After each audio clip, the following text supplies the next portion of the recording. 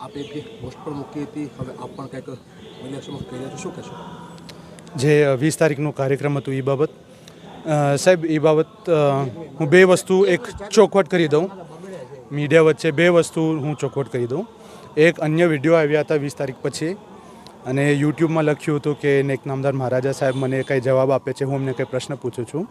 એક ચોખવટ કરી દઉં, હું આજે જે પણ છું મારા માતા પિતાને લઈને છું, એમના આશીર્વાદને લઈને છું, અને દરરોજ મારા પિતાના મારા માતાના આશીર્વાદ લઉં છું, એમને સાથે સામાજિક અને રાજકીય ચર્ચા કરું છું. તો ત્યાં કાંઈ કન્ફ્યુઝન ન હોવું જોઈએ. મેઇન મુદ્દો શું છે કે આજે સમિતિનું સંગઠન બન્યું છે 20 તારીખે, એની શરૂઆત ક્યાંથી થઈ? આ બધા ખાસ કરીને ક્ષત્રિય સમાજને એક ખોટી વાત કહેવામાં આવે છે. મારી વાત ધ્યાનથી સાંભળજો, કારણ કે મારી સાથે બનેલી ઘટના છે. 31 મે 2024 પ્રજાવત્સલ્ય નેક નામદાર મહારાજા કૃષ્ણકુમારસિંહજીના નાના પુત્ર, જે શિવા બાપા કહેવાતા હતા, બધા ભાવનગરના નગરજનો વચ્ચે, એમનું દુઃખ અવસાન થયું હતું. 5-6 દિવસ પછી 5મી જૂને મને શંકરસિંહ વાઘેલા બાપુનો એક મેસેજ આવ્યો હતો, એક વાયા ચેનલ થ્રુ, કે એમને પરિવાર સાથે આ દુઃખ અવસાન થયું છે, પરિવારને મળવા આવવું છે. સ્વાભાવિક છે, શંકરસિંહ બાપુ શિવા બાપાને ઓળખતા પણ હશે, કારણ કે બંને એક જ પક્ષના અને રાજનીતિમાં હતા. મને લાગ્યું બાપુ આવે છે અમારે માટે સારું રહેશે. સમાજના એક વડીલ છે, અનુભવી વ્યક્તિ છે, એમનો સહારો પરિવારને મળે આ સમયમાં જરૂરી. બાપુ જ્યારે આવ્યા, એમને સાથે અન્ય સમાજના વ્યક્તિઓ આવ્યા હતા. મને આશ્ચર્યચકિત ક્યારે લાગ્યું? જ્યારે આવા સમયમાં ભાઈઓ 12મું પણ નહોતું થયું મારા દાદાના. આપણે સંસ્કારી માણસો છીએ, કોઈ પરિવારમાં દુઃખ અવસાન થાય 12મું સુધી આપણે કોઈ બીજી વાત તો નથી કરતા, ત્યાં જઈને આપણું શોક વ્યક્ત કરીએ છીએ. ત્યારે 5મી જૂને 4:15 વાગે નીલમબાગ પેલેસ હોટેલ બાપુ આવ્યા હતા, અને આ જ સમિતિની વાત અને પદના પ્રમુખ સ્થાને મને જયવીર રાજસિંહજી ગોહિલને બેસાડવાની વાત મારે સાથે કરી હતી. ત્યારે મેં બાપુને સામેથી પૂછ્યું હતું કે આનું કારણ શું છે, કારણ કે અમે બધા અત્યારે શોકમાં છે, અત્યારે દુઃખથી ગુજરીએ છીએ. ત્યારે બાપુએ મને કીધું કે જે ચૂંટણી થઈ હતી રૂપાલા સાહેબ સાથે, જે આખો મુદ્દો ત્યારે થયો હતો, ત્યારે એક પ્રકારની એકતા ઊભી થઈ હતી. તો બાપુએ કીધું કે આ એકતા કન્ટિન્યુ રહેવી જોઈએ. સ્વાભાવિક વાત છે. મેં તો કીધું એકતા કાયમ રહેશે, એને માટે આપણે થોડી કંઈ બીજું દર અઠવાડિયે આંદોલનની જરૂર નથી ને.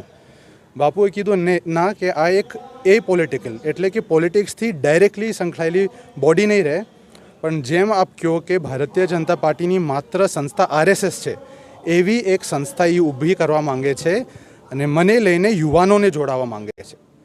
મારા મનમાં બે પ્રશ્ન મને હેરાન કરતા હતા કે આવા દુઃખ અવસાન થયું છે મારા પરિવારના સદસ્યને, અને આ સમાજના જ એટલા વડીલ વ્યક્તિને આટલા સિદ્ધાંતો અને વિવેક નથી કે આ જગ્યામાં આવીને આવી વાતો ન કરાય. અત્યારે બીજું જે પ્રશ્ન ઊભો થાય કે મેં જ્યારે સ્પષ્ટ કીધું કે હું કોઈ દિવસ સમાજને રાજકારણ માટે ઉપયોગ નહીં કરું.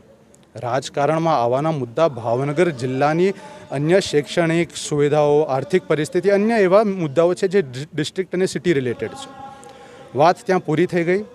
એ પછી એમને જે પદ આપ્યું નેક નામદાર મહારાજા સાહેબને, 20મી તારીખે કાર્યક્રમ થયું, એ થઈ ગયું.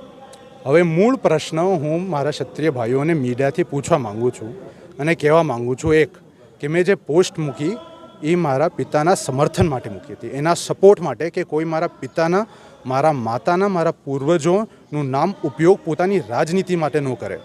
અને છેલ્લી વાત એક પ્રશ્નથી હું ફિનિશ કરીશ, અને આપ પોતે વિચારજો કે 20 તારીખના કાર્યક્રમમાં અગર ભાવનગર રાજવી પરિવારના પ્રજાવત્સલ્ય નેક નામદાર મહારાજા કૃષ્ણકુમારસિંહજીના કોઈ પણ વંશ ત્યાં હાજર ન હોત, મહારાજા કૃષ્ણકુમારસિંહજીને ભારત રત્નની વાત કરવાની ત્યાં ડિસિશન ન લીધું હોત, તો આ સમિતિનું શું અસ્તિત્વ હોત? ભાવનગર રાજવી પરિવારનું નામ એ સમિતિથી 2 મિનિટ માટે આપ કાઢી દો અને પોતાને પૂછી લ્યો, આપ મીડિયાના ભાઈઓ અને બહેનો પોતે ત્યાં જતા? તો આ પ્રશ્ન ક્ષત્રિય સમાજનું હું ધ્યાન દોરવા માગું છું. આપ જાગૃત રહ્યો. બાપુ વડીલ છે, વડીલને માન સન્માન અપાય, પણ વડીલ પણ જ્યારે ખોટું કરે ને, યુવાનોને એટલી શક્તિ હોવી જોઈએ ને, નિડર હોવું જોઈએ કે સામે આવીને કહો આ ખોટી વાત છે. મારા માતા, મારા પિતા, મારા પૂર્વજોને હું કોઈ દિવસ આપ એમને ઉપયોગ નહીં કરી શકો રાજકારણ માટે, અને કોશિશ કરશો તો હું એકલો ભલે અહીંયા સામે ઊભો રહીશ. Thank you sir.